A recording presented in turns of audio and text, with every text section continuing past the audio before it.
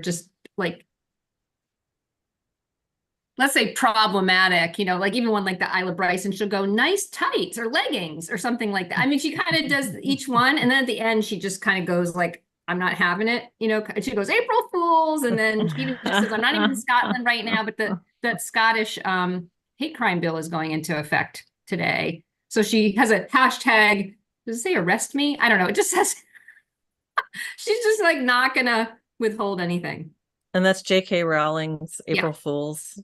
Yeah. Good for her. What's the Scottish hate crime? I know a little bit about this, but do you know more enough to talk about it? I think you can, I think it just can even be having content or, passing memes. People in your house can report you for hate speech. And there's even places you can go physically to report. That one of the jokes is there's a sex shop you can go and report someone has committed a hate speech crime. I don't know. It's pretty ridiculous. And I'll say just the thing as a juxtaposition, someone put on I'll finish this in a second, put on Twitter, what's his name? Hamza. I forgot his last name. He's some big guy in Scotland. And it shows him saying very negative things about like, why are all these people white? This people are white. And like, he's saying something negative, but he's been pushing this bill about hate. But then he seems to not have the most positive view around there being all these white people in Scotland. Oh, wow. Imagine that. White people in Scotland. We'll have to just figure out how to get rid of all those. Mustn't have that. We're talking about the Scottish hate crimes bill. Yeah. Yep. I saw J.K. Rowling's very impressive tweet thread this morning. That's what I was just telling him. Yeah. Do you guys do anything April Foolsy? Have you done anything? Yeah, my April Fool's was going to the doctor, getting my first injection rather than infusion of this immunosuppressant drug that I'm taking for Crohn's, and nearly passing out. That was fun. Oh no. Yeah. I had a friend with me. It was not what I expected. My body was like, what are you doing? We're shutting down. Sounds like your treatment overall has been going well. Mm-hmm. Yeah, the results from it are great, but I was not thinking that the injection would make me react the way that I did. I was like really like falling on the floor and oh my gosh, hot and nauseated. Yeah, I was like, what's happening? Yikes. Yeah, this sounds brutal. Yeah. Anyway, that's just what's on my mind. Oh, me. Well, no, I was complaining. I was having my own complain fest just before we went on the live stream. My daughter had her baby yesterday. So what? Yeah. You're a grandmother? What? I am. I know. I can't even think about that word. Grandma. It sounds so old. I just think of my grandma. But yeah, she had her baby yesterday. She had him 6 weeks early. So it was everybody's fine, but they're doing a lot of monitoring, and the poor little dude is hooked up to all kinds of stuff, breathing things. And I think he's fine. I think they're just doing this in an abundance of caution, but it's interesting. It's not what you would hope. But she's beautiful and doing well, and the baby's beautiful. So, but on my way there, I had a car accident. I was in a car wreck on my way to this stinking hospital.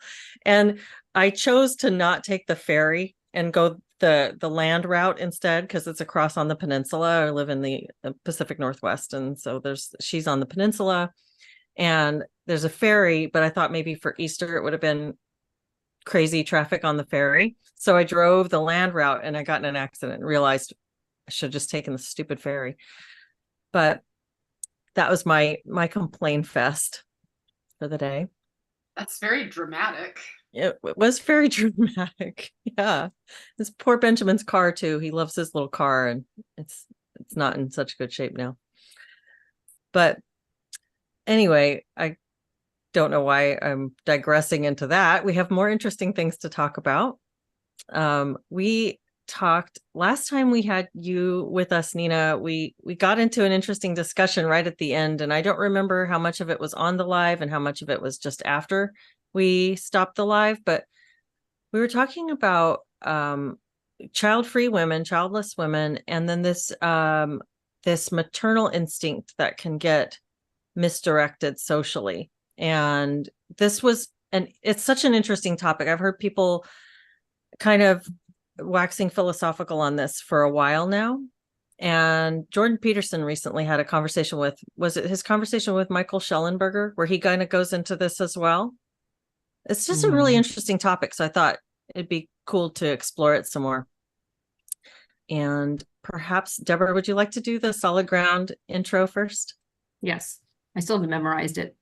I just read it. You will soon. Maybe. I haven't applied myself. Solid Ground is a peer support community for anyone concerned about the imposition of critical social justice, aka woke, and or COVID mandates in their workplace, university, children's school, or community. We offer weekly online peer support groups in which members share ideas, thoughts, and support for how to navigate the impact of these ideologies and answer the question, where do we go from here? You can join one of our groups for only $5 per month. To find out how to join our community, please visit solidgroundsupport.com. And please note that Solid Ground does not provide psychotherapy or legal advice, and nothing we do should be construed as such. Awesome. Also, Jennifer, I have to say, I love your lipstick. Oh, thank you. Thank you. Thank you. So who wants to start on this one? Who has some thoughts? Well, I have heard Jordan Peterson, I think, talk about, I guess, administrators and teachers. I think I've heard him talk about it in the context of the sort of production of trans kids, or the production of vulnerable kids with problems. I guess it's like related to, I don't know, like this need to rescue, or maybe in his mind, mother. I thought about this recently because I was actually at the University of Illinois Law School for a talk with the legal person at, what is it called? The Center for Lesbian Rights, which is really the Center for Trans Rights. And it was a trans-identified woman. It was a man-looking woman who's on a lot of testosterone. And it was hosted by a law professor, and it was filled with very credulous law students. And at a law school, they were like, the professor that hosted it was rewarding at least one student for having an emotional outburst. So it was a law school, but this one law student was like, oh, they're trying to erase us. They want us to go. How can this be happening? And instead of like talking about the law or strategies, it was like, oh yes, it's just terrible. And, we just have to hope that they have empathy, and things are so bad right now. I'm so sorry. And that's just so emotionally based and not rationally based. And I guess a lot of people associate that with femininity. Mm-hmm. I don't think it has to be, but yeah, the professor that hosted it just seemed like a den mother. That was very long-winded. Thanks for your patience. No, that's interesting. People, sorry, standing up to litigation. Yeah, I mean, I think people have been watching a lot of the stuff in the law schools, and you're thinking, how are these people going to handle an adversarial situation? It's like, well, they seem to be handling it. It's like, my concern. I mean, okay, so I don't think it's necessarily right to call all of this stuff femininity or associated all with women. But as long as people are doing that, if we're calling that a feminine trait, then we could say that because of the increase of women in positions throughout society, including legislatures. So I have another friend in Colorado who has been documenting what's been happening at the Colorado State House. They have this bill. It's called Tiara's Law, and this bill will make it extremely easy for felons to change their names if they identify as the opposite sex. So currently, for felons to change their names, they have to go before a judge, but that's just too great an obstacle for those with cross-sex identities. It's not fair for them. They should be able to change their names. And the reports from these hearings at the State House, it's just like this emotional drama fest. And again, it's female legislators who are championing this bill. And it is remarkable because they are steamrolling over women's rights. You would think that if they were rational, they would be concerned about women's rights. But what they're more concerned with is displays of emotion. And because there aren't arguments for this except people crying, except people saying like, oh, we're so oppressed, and just imagine how bad I feel, and someone misgendered me. And then this female legislators are going like, there shall be no misgendering in this stateroom. And it's just this tear fest. And it's like, how did this happen? And I'm presumably, I assume from a Jordan Peterson perspective, or from a sexist perspective, I should say, is just like, well, that's what happens when you let women be legislators. That's what happens when when you let women take over like that. And there may be something to that. I think his view would be if they're childless. Like, I don't know if he even said, I went back to this conversation that he had with Michael Schellenberger, and he was saying like, it's that women have been in the public sphere more, their contributions, like not an issue, right? But is there something with women having evolutionarily potentially some instinct to care for the vulnerable, is that going to, especially if you don't have your own somewhere to stick it, like to place it, right? But there's possible that would come out in that domain. But there are so many that do have children. Oh, and they're still That's doing true. it. Okay, They're still doing it. yeah. Yeah. I mean, I'm Yeah. childless, and I'm like, let's have some rational thinking here. Oh, me too. So yeah. Yeah. No, I don't think I can see why one would expect that it would be more pronounced in women that do not have children, but I think it is just plenty of women that have multiple kids are doing this kind of thing too. Kind of, it's like, it's wonderful, and it is 100% essential that women are nurturing creatures. We just have to be very careful about shaping that nurturing into public policy. It's like one thing to be telling your two kids that are fighting, don't call your brother names. It's another to write a law about it. Well, and I think that's something that Nina, you're saying, I think that there's something to that. There's more difference within groups than between groups when you think about males versus females. And so if we're talking about this behavior, is it fair to necessarily attribute it to women specifically? Like, if you want to talk about feminized behavior and these negative archetypes of the feminine, I can't think of anybody who displays this more than Justin Trudeau. You think about like this simpering, like guilt tripping, like it's all pathos. It's all appeals to emotion and telling you that you should feel bad because you're not doing enough for somebody else. And so you see this same behavior in men as well, but you could call it the feminine archetype. You could call it like this negative feminine behavior, but it's not like it's the domain exclusively of women. And it's also not as if there are not plenty of women who are displaying strong rational behavior also. But it is interesting. This conversation keeps coming up, and something that Jordan Peterson said, I think it was in that discussion, or Jennifer, you also sent me one where he was talking to Ben Shapiro, and I listened to most of that, despite not being able to stand Ben Shapiro's voice. But I listened to most of it, and in one of those two conversations, he talks about how he's talking about societal change, cultural change. He says it's happening so rapidly, and so you can really see the archetypes at play.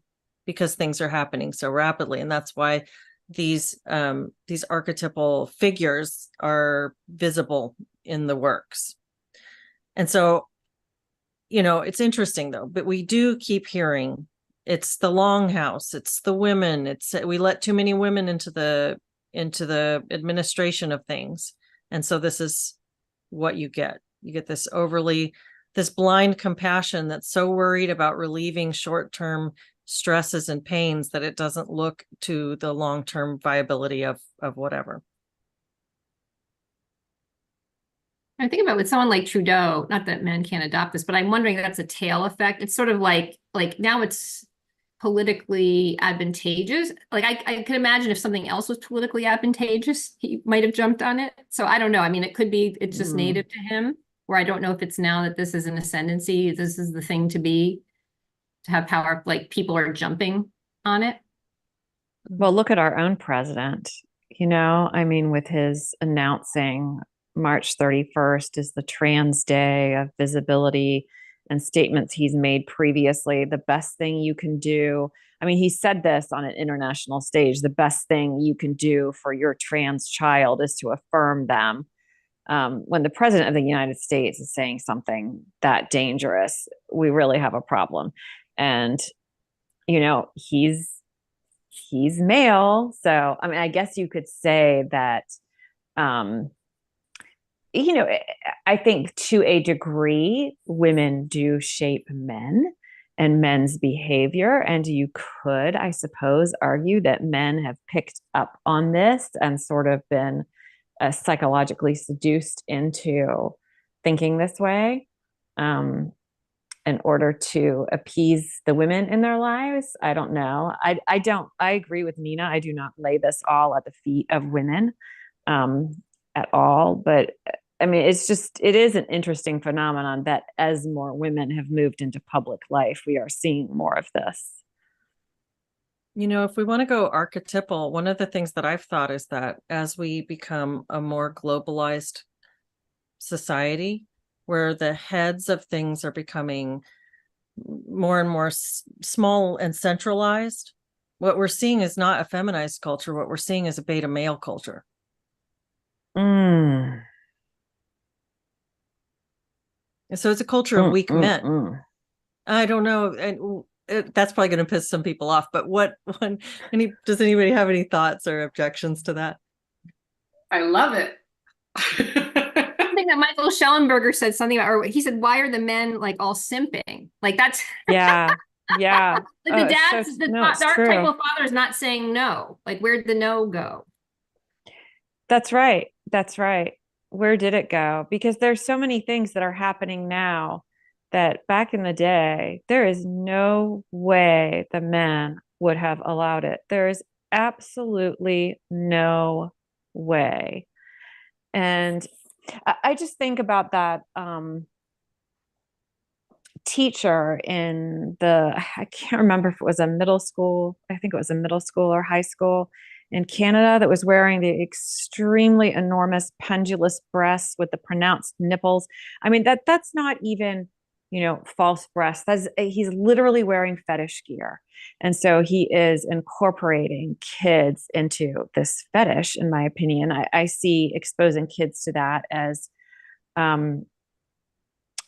if that's not outright sexual abuse, I think it's pretty damn close that they can't be in school without seeing that. And for good or for ill, if that had happened when I was in junior high, there would have been fathers at the school. And they would have been waiting for this teacher in the parking lot when he left work to give him a talking to. I'm not saying they would have beaten him up, but there would have been sort of like a show of force of, you are not going to subject our kids to this. You are not. And that's not happening. There is absolutely no way you could get me to send my kid into a classroom with somebody behaving in that manner. There's absolutely no way. I wouldn't be able to live with myself. And I cannot understand how parents did that. And I can see the women being like, oh, and feeling sympathy. It's his identity. But the guys, come on, what do they care if this is this guy's alleged identity? Might be being sexist here, but that's honestly what I think. I think, what kind of man allows that? I just find it really appalling. So I've heard the term toxic empathy used lately. And what I don't like about it is that it's not, the implication is like, oh, too much empathy. You're showing too much empathy, and that's toxic. But it's just selective empathy. And empathy is, by definition, selective. You empathize with one person who's being hurt. That means you're not empathizing with somebody else. And all of this, I just don't think it's right to say the problem is empathy. It's like, who are you selecting to be empathetic to? Because in the Colorado State House, it was empathy towards these male activists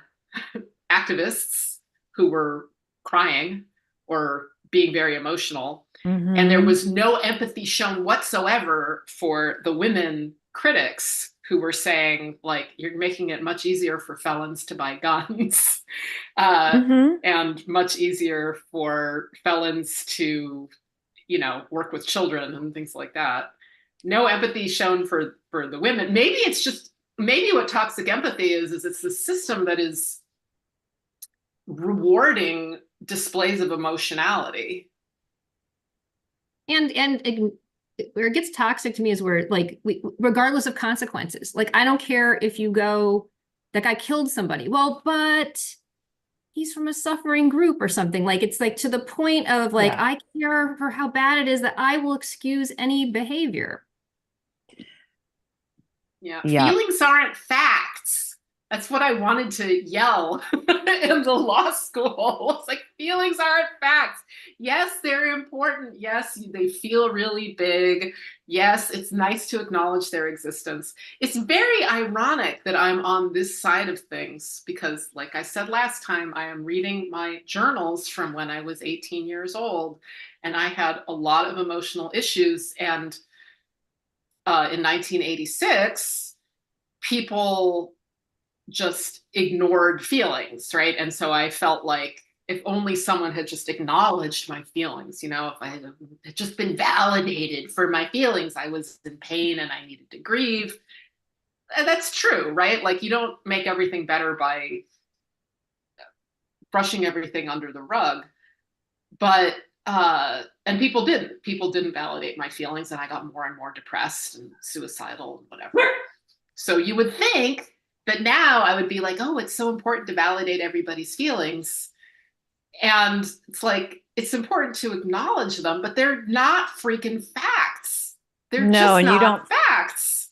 Right. And it doesn't mean you have to form public policy around people's feelings. It's like, I don't think empathy is mutually exclusive to having boundaries or common sense. And, in terms of the selective, or I think misdirected empathy, what about the empathy for women who are having males, some of whom have committed sexual assault, biological males entering women's prisons because they've taken the notion to identify as women, or women that have worked their whole lives to advance in a particular sport and they're seeing their career opportunities diminished. I mean, the lack of empathy for them is just, I think, really stunning.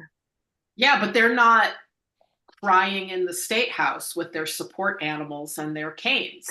They're not putting on as pathetic a performance.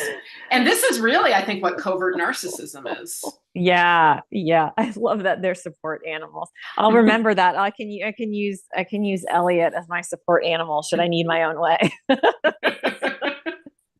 No, I really like the point about toxic empathy and about how the argument around this does really set up a backlash against the idea of being empathetic. I hear this with like weaponized. Somebody in the chat says, Michael Stanley says, weaponization of the empathy and compassion of women. I keep hearing that. I've even said that, weaponization of empathy, but it's not so simple. It's like this short-term kind of empathy that seeks to it's the same thing that leads the people in Canada to approve the medical assistance in dying of a young person who could get through this thing that they're in, but this, oh no, let's just make it better. We're going to, and the WPATH files, one of the talk of, we want to help them reduce their stress and their suffering, the distress that they're feeling right now. We don't really care about how this is going to look at the long term, over the long term life of this individual. We're worried about reducing distress right now. And I think that I keep thinking that we have an epidemic of getting in other people's business, really. And I wonder how much of this is due to the increased communication and the social media communication that gives you a superficial glimpse into the lives of other people and into issues that are far outside of yourself. Like kids, and it's not just social media, it's also that kids are being taught to be afraid about the climate and to be worried about all these different, like, animals and trans people and, you know, all these issues, these activist issues. They're hearing so much about these things that they really can't do very much about, and that are really, really complicated issues. But when you hear about it from just this emotional argument, you think that you know something of substance about how to fix this thing. And so then you're putting your effort into telling other people how they should be living. And it's this really short-sighted, low information kind of thinking. And yeah, there's empathy involved because empathy is being hijacked for this. But basically the problem seems to be the lack of critical thinking, the lack of perspective taking. Mm-hmm. I was just writing to my 18-year-old self about this. Like, how did I change from that to me? Because everything was such a crisis. So I was a hardcore environmentalist in my 20s, and I felt everything so strongly. And I thought, like, wow, we're causing a mass extinction of other species, and this is horrible. And people are just going about their everyday business, not caring. And it's like, how can you not care? This is a crisis. And we have to wake people up because it's a crisis. And one reason that I changed is I can't live in crisis mode. Like, I was suicidal and I did want to live longer, and you cannot live that long if you're in a crisis every day, year after year after year. But the horrors that are happening they're still happening. I mean, if you care about other species and you think about them, you will have a lot to grieve. And really, a lot of my own mental health was just like the inability to grieve, or just getting stuck around grieving, because first nobody was acknowledging that I had anything to grieve. And like these kids today that glue themselves to museum walls and block traffic. It's like, of course you should block traffic, because traffic is cars moving, and that's part of the crisis. And wake up, because it's a crisis. Snap out of it, everybody. But these kids that are doing it, it's like, yeah, these problems are real. And, you know, you have to just be sad about that. You have to be very sad. I mean, it seems like infinitely sad, but you can't do anything about it. And of course they would say, but you can, this is all caused by people, and people can make decisions. And it's like, you don't understand how people work. People like these decisions, these aren't decisions, they're emergent behaviors. We're animals, we're hiving animals. And just because things are social constructs doesn't mean that there's anybody thinking behind them. It doesn't mean that we can control them. I see no difference ethically between those kids blocking the traffic and the government bureaucrats that shut down everybody's businesses during COVID. It's just these people who think you can manipulate one variable without causing a complete cascade of problems for other people that are really dire and really important. And if you really took a look at all those little problems, you would have, if you did so honestly, your heart would ache for all these problems that have now been caused by the action that you're doing in order to stave off some other problem that you're focused on. You know, you're making me think with that statement and the short-termism, it's as though Well, it is. If you get in the emotions, you're in the limbic, you're not operating from your prefrontal cortex. And there you would be having like long-term thinking and planning. You could handle complexity of other factors. And so when people get limbically hijacked, they'll say sometimes, right? It's like you're limbically hijacked, you're missing these capacities. I'm not saying anything no one said here, but just sort of some linked to me in the brain somehow when you said that. And yet environmentalists always point out that we're having these environmental problems because people weren't thinking long term. But it's been quite a thing for me to live through, to see these, you know, longer term plans for environmental stuff that are, they're not going to work. And most of them are terrible. Like electric vehicles, really? That's insane. Like that's the dumbest that's the dumbest solution you could think of. Those cause so many problems. And this is like longer term thinking than I don't know, people think of this as long-term thinking. It's like, yeah, in, you know, 20 years, we're going to reduce carbon emissions. And how are we going to do it? Oh, with electric vehicles. Yeah, like the environmentalist in me is calm and resigned and hopeless. It's like, and you know what? It's okay. It's okay for an individual to be hopeless. A tiny individual on a planet of 8 billion people with complex societies and a really complex ecology. There's no way any individual can know everything. And it's like, yeah, the way I think the world ought to be, that vision is hopeless. But strange things are happening, and it's like, it's okay to be sad about it. It's also okay to just admit that you don't know how everything's going to work out. And like oil, it's like how can I say it? I don't want to say this like an asshole, because 20 years ago, when I was deeply upset about this stuff, it was population, right? Like one of the reasons I was an antinatalist is because all this pollution and environmental degradation is caused by human beings. So let's stop making more human beings, all right? There's too many.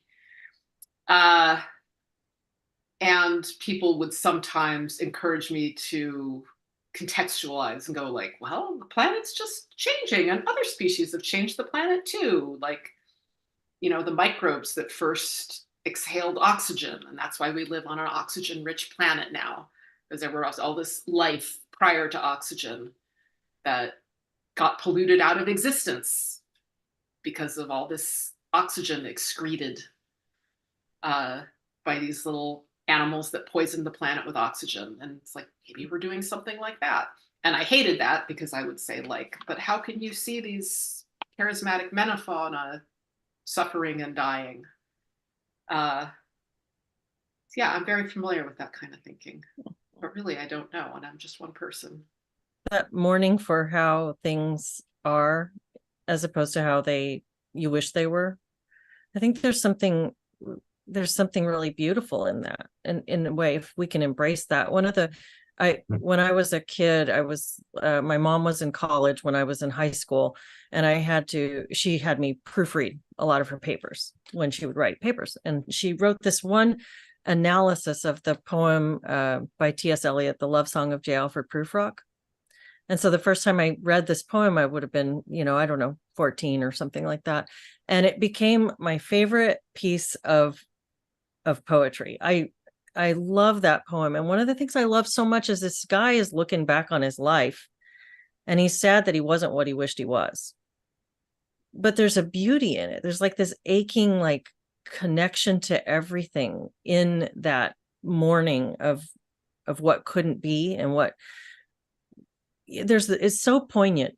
And I think that it's this beautiful acceptance of what is almost unacceptable, but it's just acceptable that this is the state that we're in. And what happened to embracing that instead of this narcissistic entitlement that we can make things conform until we are everything. I think of like the gender thing, or getting obsessed with your looks, or something, these superficial things that we think we can manipulate. But anyway, that's a total tangent off of what you were saying, Nina, that I've thought about that poem recently, though, in relation to that idea of like being able to accept these hard facts, that there's this devastating pain in knowing that things will never be what we want them to be. Yeah, that was essential to my mental health. Yeah. I think that tends to come with age too, because when you're young, you really do have that sense of, I do actually know best, and I do have the solutions, and I just need to figure out a way of getting everybody else to accept them, sort of imposing your ideas on the world. And then the sort of humility and acceptance comes with age of life as it is. Leslie, I was just thinking it'd be great if you put the poem in the show notes or something so people could see it. Oh, yeah. Yeah, I wonder if I could fit the whole thing. It's pretty long. Or a link to it or something. Yeah, Yeah. I could do that. It's a really long poem. It is really long. Yeah. At one point I had the whole thing memorized. Yeah, wow. me too. You I did too? memorized it. Yeah. Is that why your dog's name is days. Elliot? That's yeah, he's named after T.S. Eliot, because I went through a period of really being a little obsessed and was memorizing that poem, and I had it memorized, and now I just have little snatches of it left. Yeah. Yeah, me too. That's interesting. You can't do like a dual reading. I know, we should. Recitation. Hey, I wanted to know, Leslie, could you pretend that you're Jordan Peterson and explain to me how the childless women are wreaking this havoc? Okay, I will not do it justice. I bet Deborah would do better than me. Okay, well, anybody who wants to do it. I think he talks about the different women archetypes, and he talks about the natural tendency for women to, the need for mothers to meet all the needs of the crying infant, of the baby. Like he specifically talks about how during infancy, like the first 6 months of the baby's life, the entire job of the mother is to meet every single need that baby has, because the baby is not capable of manipulating. They're only capable of expressing their needs during the earliest days. And so there's this unique social, psychological adaptation of women to have the capacity to provide that much attention and nurturing. And that the devouring mother sort of archetype arises when the mother continues to behave in that sort of way to sort of try to alleviate all pain and suffering and put their child in a bubble, really, which stunts growth and ends up creating a codependent and emotionally stunted person. Have you ever seen the movie The Song of the Sea? It's an animated movie. I've heard of it, but I didn't actually watch it. I don't know if I told you how much I loved Sita Sings the Blues, by the way. I love that. And before I saw that, I would have said that The Song of the Sea was my favorite animated movie I've ever seen. And now it's kind of a tie, I would say. But I highly recommend it. It's really archetypal. It's drawing from Irish fairy tales. And there's a character who does exactly this. She is the archetypal devouring mother. She actually wants to take everybody's emotions away from them and leave them in stone. They become stone figures because she can't stand them suffering. And so they basically have no more life. They're just these lifeless things. And they can't leave either, right? Is that probably part of it? Yeah, maybe. I don't know how well that ties in, but yes, that's. Anyway, Deborah, would you want to take a stab at the Jordan Peterson thing? I interrupted you on that. No, you said all the things I was going to say in terms of that 6 month period. I guess where Jordan was saying was what the problem is if now the child's 1 or 5 and you're still doing that. And so that's where it was getting us from. I don't think I have a lot to add about it. And again, I guess you would say these are, there's also this whole bell curve thing, right? It's not like everybody's behaving like that. It's not, you know what I mean? So there's like people that would not necessarily have that come up as some sort of urge, but if you probably looked on average.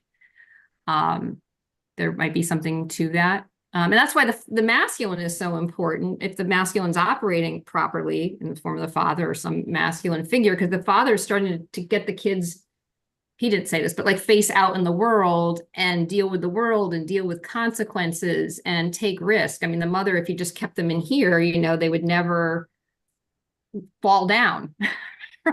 Right? They wouldn't have anything happen. And so I guess it's if the masculine's just been kind of falling down at the job and not pushing the kids out to handle some risk or challenge, or having them start to relate to the outer world more.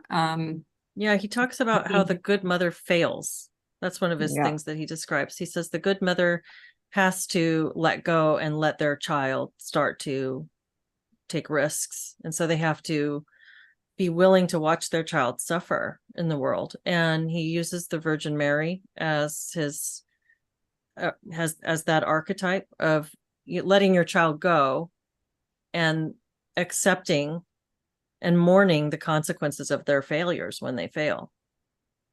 And so he has a lot of, I mean, he's not, his descriptions don't come off as really as sexist, but in fact, I think he talks about it more archetypally. So it's not just women that he would say would be doing these things. But I want to yeah. know about the child-free thing. Is he suggesting that child-free women are not, they don't learn through having their own children how to let go? So like a child-free woman who's thrust into the role of a teacher or something like that is like permanently in this immature mother state? Like why would he be singling out child-free women instead of women? Like why would he exclude women with children from I think this? he's suggesting that they don't have an outlet for those feelings of nurturing that they would pour into their own children, and that they still have those impulses, and that they then can tend to direct them towards, I don't know, other people's children or towards causes. Is that what you understand That's from what I that, got. Deborah? I mean, he did make a very, childless women infantilize everything. Is that what he This said? one doesn't. Right. So that was a very absolute kind of statement, which one might have some arguments with. Yeah. It's a little refining, whatever. And Yeah. so that's what he Contextualizing. said. I think if you wanted to get just the vibe of it, that's what he said. Now, whether he actually thinks that's true, that like every single childless woman is infantilizing every single thing, I don't know. I mean, he was in an emotional moment, but that's what he did say. I mean, I'm guessing that he imagines all women as deep down wanting to be mothers, and that the ones that aren't mothers they're not child-free for the reasons I am, which is that really not interested and I really need this energy for other pursuits, but that's what they really want. And if they're not having children, then there's this frustrated impulse that becomes monstrous and expressed elsewhere. But I have struggled my whole life to I'm gender non-conforming, right? Like I just didn't want to raise children, and I didn't like babies, and I didn't want to nurture them that way. And I really I did not want to infantilize anything, including human beings, right? Like, I didn't So you don't just like feel like walking down the street and breastfeeding random strangers or anything. I mean, deep down I do, but apparently I'm neurotic because I'm not in touch with that desire. I mean, it's exclusively for cats, but even with cats. Mothering. I mean,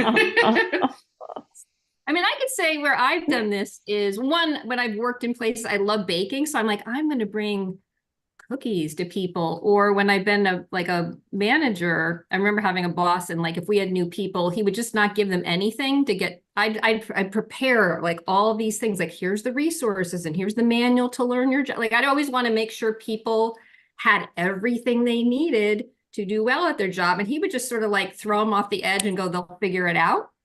And so like it's only took until recent years to go, oh, that's like a feminine style versus a masculine style. I just thought he was doing it wrong. I mean, it is, but I could totally see mothers doing that.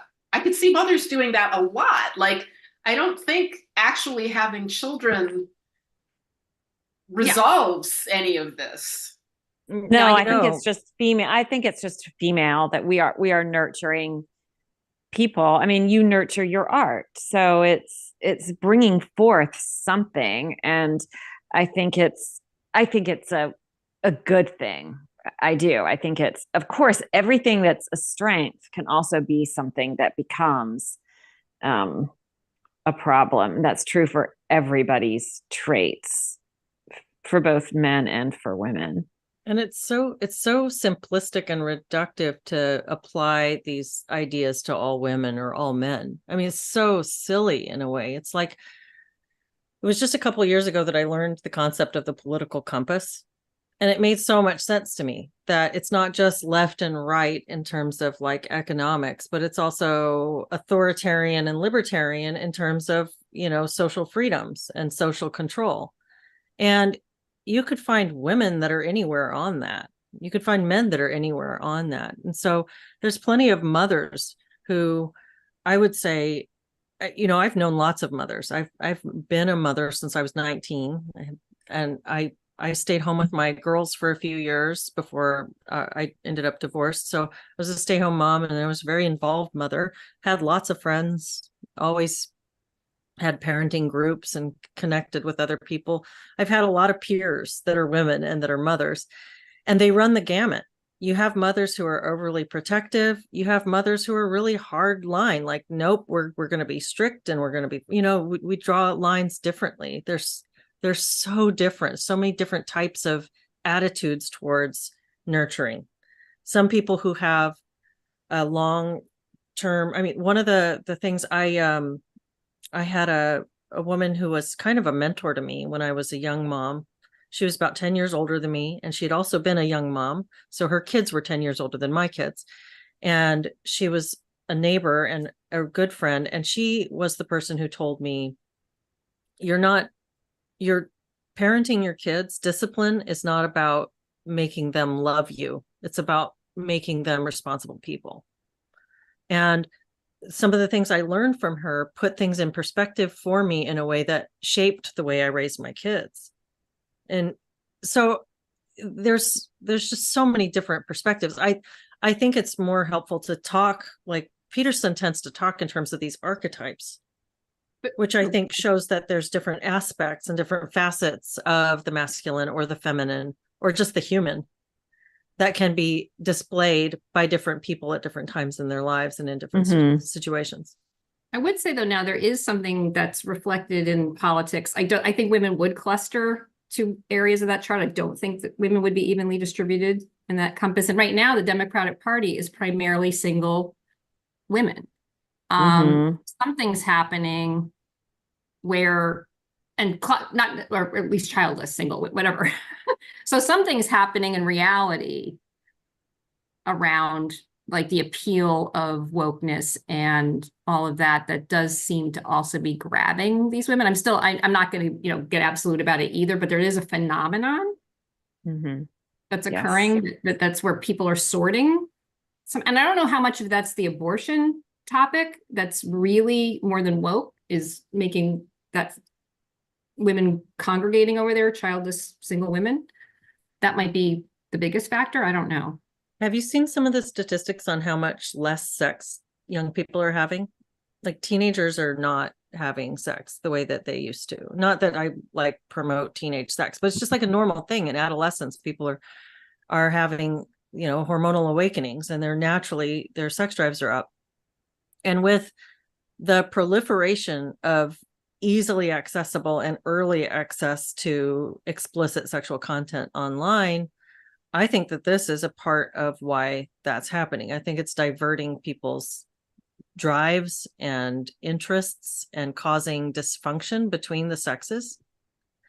And so I have to wonder about that as well. When we talk about if you agree with my hypothesis about the beta male explosion.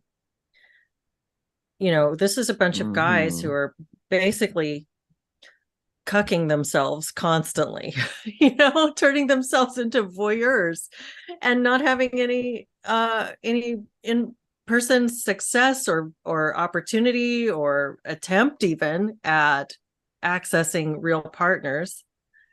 And so then how do they go about their lives? How do they feel in relation? How do they interact with women? How do they interact with each other? Does that change them?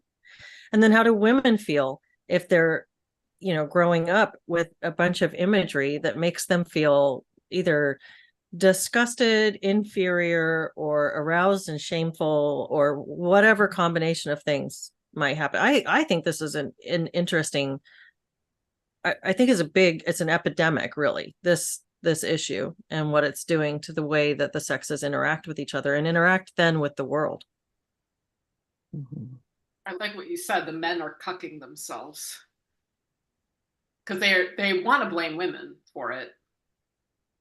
Women, of course, have our own issues. I know. Can I also bring in? I feel like I'm very contrarian today. It's just popping up. It's like I'm thinking, but then the Me Too aspect of it, where then men were like, I better not anything because I'm a creep. Yeah. And I don't know how big that is relative to these other things, but that's like in the mix. That is definitely in the mix. Yeah, guys are afraid to, ask somebody out at work, which is where we tend to meet our partners. Often, I'm afraid to ask somebody out because I'm afraid they're going to go to HR and say I'm sexually harassing them, that kind of thing. It's just easier. There's less risk to staying home and watching porn. And HR is staffed by single child-free women. Yeah. Or just by women. It's just staffed by women. Where does the busybody thing come in, though? Where does that? Because I just keep thinking that's a huge part. Is that a female archetype, the Karen? I mean, I know Karen's not like a Jungian archetype, but we have this mimetic thing, this we understand Karen as a meme. We all know what that means. Archetype. Like I'm thinking of like in old movies. In old movies, there'd be the church lady. Yeah. It's Gladys, so funny now that Gladys looking through the blinds. All these Democrats now are church ladies. Or whatever, atheists, like atheist progressive women are church ladies. That's another thing that I don't know if this is straying too far afield, but another thing from that Jordan Peterson, Michael Schellenberger conversation. Do you guys remember when he brought up that he doesn't think that Peterson said he doesn't think there's a secular way out of this? Yeah, he said the Enlightenment is, wait, did you say Enlightenment is over? I wrote it down. Ooh. I think it's fascinating. Something like that. He said, I think we're at the end of some, like a secular, something like that. Some sort of, there isn't a secular solution. Yeah. Which is really interesting. That's so much more food for thought. I feel like that's a whole nother hour conversation, really. It is. I was trying to remember who I was talking to. Oh, right. It was a Heterodorx episode. I forget the person's name, but he was saying that religion helps protect people from being neurotic basket cases, basically. And I asked him why, and he said, "Oh, the structure. It gives people structure." And he elaborated, but I was surprised that he didn't talk about the spiritual aspect of it, because what? Like I do not participate in organized religion, but I have spiritual experiences, and I think the spiritual, I don't even know what it is. I don't. The problem with spiritual stuff is there's no real way to talk about it that makes any sense. It falls apart when you put it in words. But I know that in terms of like, there are a lot of people in recovery because they had spiritual experiences. Alcoholics Anonymous is the foundational thing. And sometimes I wonder about Jordan Peterson. I know he's had his own issues with addiction, and I have had my own issues with compulsion. And sometimes I just wonder how much his views are informed by 12-step stuff. Mine certainly are. But that's the spiritual side of things, which does not actually need to be connected to an organized religion. It's less formal. Why am I saying that? Oh yeah, because of like no secular solution. I mean, it's true. Like when I think like, how do I like some kind of faith in a power greater than myself has been essential for my mental health. Yep. And it coexists with, like, I still say I'm an atheist because, you know, in terms of literal organized religion, I can have that. My atheist side doesn't seem to mind.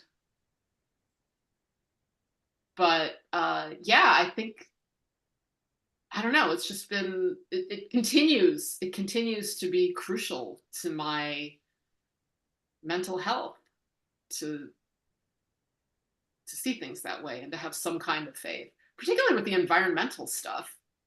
It's like, oh my God, if you don't have that, then it's just like everything is going to hell. Seems short of that, but that probably isn't enough. You see, there's been a bit of a rise in Stoicism, like the formal Stoic approach. So at least there's some sort of virtue cultivation or something, but it's short of having a bigger what's going on and there's something moving this whole thing and grace, like all the other factors. It's still dry in a certain sense, but I've seen, especially young men, like sort of taking up some of that Stoic thing if they're not going to quite go into something spiritual. Yeah, Stoicism's pretty, it's semi-spiritual, I think.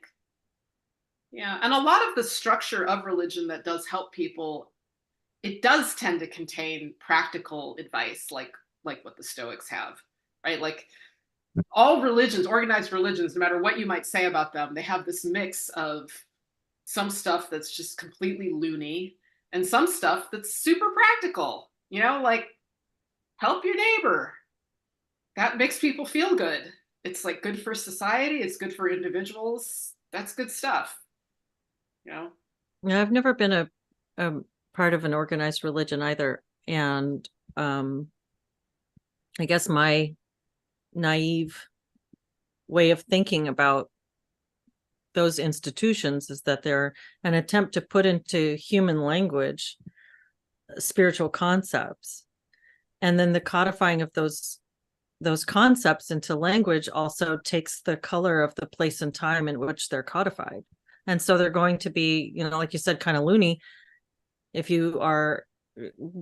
that's an older religion and you're way far down the timeline from that, some of the aspects of it are not going to make as much sense for you in the context of your life, but then a lot of it still will, because a lot of things are enduring. But that's a very probably childlike framing of that, because I come at it from outside. I've never been a part of one. I think they need loony stuff. I think they need that to be actual religions. I mean, think about trans stuff. It's very religion-y. And Scientology, which is a more recent religion. Apparently Scientology has great practical stuff for people to get their lives together, along with just crazy stuff. What were you going to say, Deborah? I was going to say even, well, there's probably the part that's irrational, but in a good sense, not in the rational realm that we kind of need. It's what we want, the poetic or the transcendent. But there's also, I love people that, like, there's a rabbi I really love, Reb Solomon, who could take even some of the more esoteric things like in Torah that would seem so weird, like why shouldn't I mix linen and wool? But they could kind of find a symbolic understanding of what these things were. And so then you might go, no, I'm not seriously going to sit there and check my fibers, but I could glean something from that. And so sometimes you can take these things that were loony and on a symbolic level, kind of extract something and not take it so literally. So sometimes there's some value in those things that were like, why did someone believe that? Well, I guess we meandered out of the feminine archetype, the discussion of the child-free woman micromanaging everybody else's life. But it's an interesting topic. And Jennifer, do you have any final thoughts on that or on religion? I just think that when I heard, I loved that interview with Peterson and Schellenberger, or conversation, and I thought when he said the Enlightenment is over, I thought, well, that's frightening, and I'm afraid that he's right. And I don't think that we have anything good to replace the Judeo-Christian traditions that the West has become so keen on demolishing. And I really even see, a lot of churches who are embracing woke ideology are essentially tearing down their own. They're tearing themselves down brick by brick without even knowing that they're doing it. And I start thinking about how nature abhors a vacuum. If you take something out, and Judeo-Christian tradition and that way of thinking and believing is a pretty big thing to remove. And so if you take it out, I wonder, well, what comes in its place?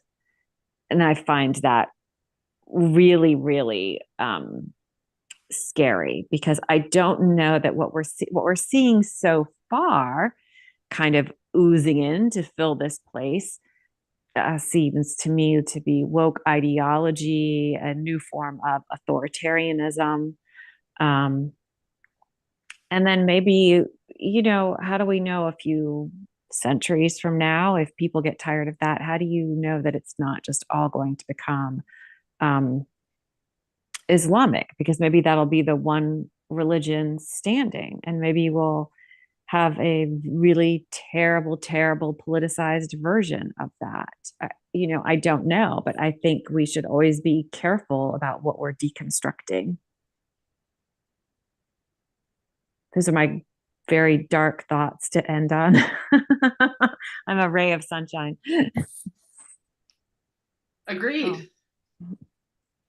Yeah, it's a lot. It's a lot to digest. Well, thank you all for this conversation. Thank you, Nina, for joining us again today. It's really lovely to have you with us. And thank you to everyone in the chat for being here. I hope everybody has a really good week. And I should ask, Deborah and Nina, do you have any final thoughts before we conclude? I'm good. You're good. Yeah, I'm good. Okay. Well, Nina, I hope you feel well and continue to improve, and that your injection, if you have another one, is not a floor dropping kind of experience. In 8 weeks, but I'm not going to do it at home. That's what I learned. I'm sure there's a nurse there.